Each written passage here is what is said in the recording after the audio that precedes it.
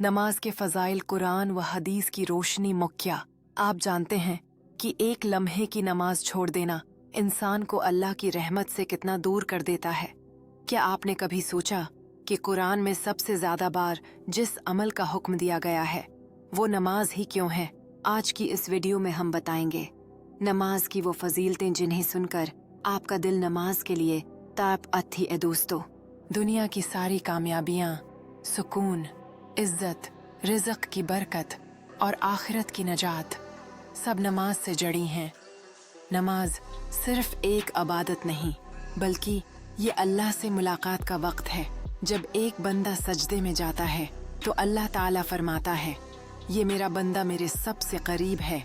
जब वो सजदे में है बस दुआ ज़्यादा करो। मुस्लिम। अल्लाह ताला कुरान में फरमाता है, अक़िमिस सलाता इन्नस सलाता तन्ही अनिल फ़हशा वल मुनकर। सूरा अल-अंकबूत 45। नमाज बेहयाई और बुरे कामों से रोकती है।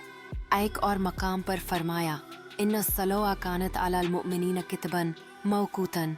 अन्निसा 130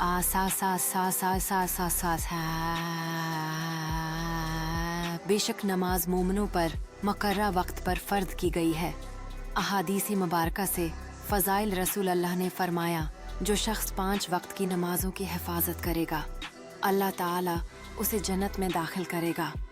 अबू दाऊद और एक और हदीस में फरमाया, नमाज दीन का सतून है, जिसने उसे कायम किया उसने है।